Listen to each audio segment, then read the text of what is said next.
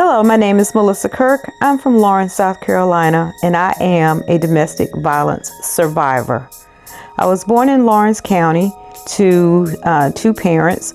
My father was a mill worker and also the DJ for the Sunday morning gospel program for 25 years or more.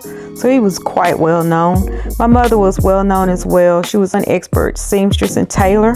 So I had new clothes all the time. And I also worked in textiles. I have one brother who is 5 years older than me, and I am the only girl. I grew up in a church.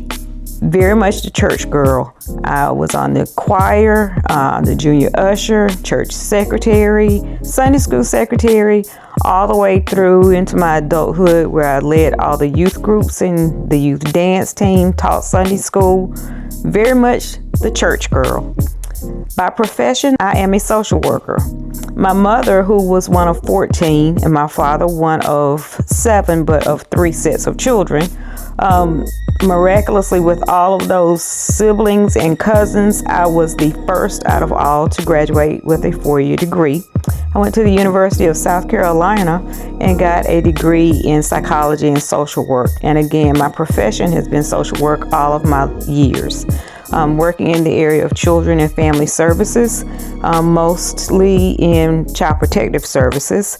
And then now I work with the elderly and disabled. I'm also on the state South Carolina Cancer Alliance Board and also a member of Delta Sigma Theta Sorority Incorporated.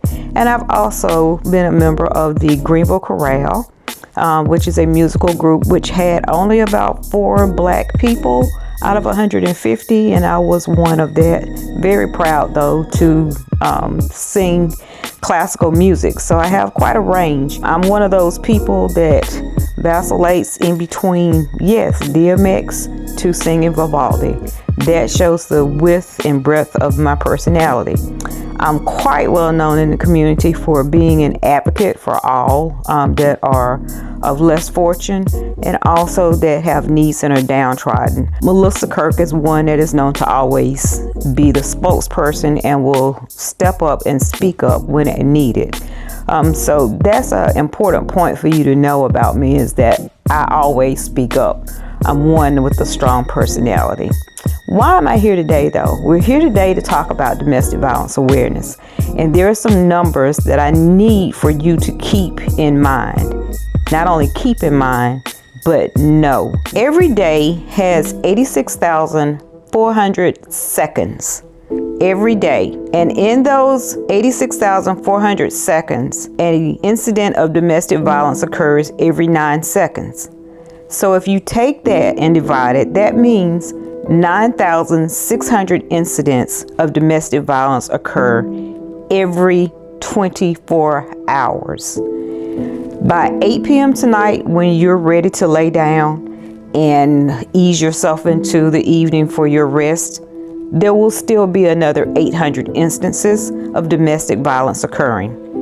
Again, every 9 seconds, an incident of domestic violence occurs in the United States of America. And by midnight, the count starts all over again. Why am I telling you this? Is because I am a domestic violence survivor. I want you to know that domestic violence occurs and happens with anyone, even someone that's as strong as me, that is forthright as me, that is as talkative as I am and strong and as I am. It happened to me. Let me tell you that story. At 12:05 A Maru Drive in Greenville, South Carolina, my last 9-second mark came in what was intended to be the last seconds of my life. After being punched and slapped and pushed down onto my bed, this man that I thought I loved trapped me underneath his weight and choked me while pressing his knees powerfully into my temples on the sides of my head until I lost consciousness and spiraled me towards the blackness, then to the light that was death, as was his intent. But yes, I survived, and I can either tell you my full story later or I can invite you to come the next time I speak. Yes, I speak because after reaching a point of physical, spiritual, and psychological healing, I earned the designation of a domestic violence survivor. and I utilize the gift of life and ability that my God, the Creator, and the universe gave me to share as well as encourage. I don't pretend to know it all, nor do I have all the answers. What I do have is genuine empathy and experience that has yielded strengths that are still being bolstered. South Carolina has been in the top 10 for deaths for the last 2 decades, and in the last 8 years or so, it's been in the top 5. It affects all ages. All ages. So you even have teens that are in relationships that are being affected by domestic violence, to persons that are of older age in their 70s even. I actually have a relative who was 20 years old who was a victim of domestic violence and was killed. Her name was Nisi. She was 20 years old, she had 1 child, and she was pregnant with another, and the love that her partner shared was deadly and violent. Children are affected as well if they are in the home with someone who is a victim of domestic violence. It affected my own children. I have 2, a daughter named Adrian and a son named Brian. My daughter was 8 years old, and I had to teach her a code word so that when the partner that I thought loved me and I loved became violent, and she was in another room, if she heard me say the code word, she dialed 911. And yes, she had to do that several times in the relationship. And also affected my son Bryant, who in his adult years started a nonprofit organization on college campuses called A.Bevy Incorporated, and he made domestic violence a necessary initiative that they put forth with their programming every October. I thank my 2 children for the love and support that they both gave, not only giving me the reason to fight through what was intended to be my last point of darkness those years ago, but as well for being the catalyst to lay my soul in pain bare now in order to help all in hearing the stats, seeing the brokenness, bruises, and pain, and realizing the imperative of us all knowing this information in order to rescue and so that we can all alleviate the future pains of others, and yes, possibly even our own selves. 1 in 3 women and 1 in 3 men, yes men, are subject to being victims of domestic violence. What does that mean? That means right around you, right now, there is someone or some persons that have been victims of domestic violence. So open your eyes and you will see those hidden bruises and scars. Open your ears and you'll hear the slaps, hits, kicks, punches, or even gunshots that ring out to persons that are victims of domestic violence. Because again, every 9 seconds, an incident of domestic violence occurs. I used to wonder why purple was the chosen color for domestic violence awareness. What do you think about in relation to domestic violence and the color purple, aside from the ribbon?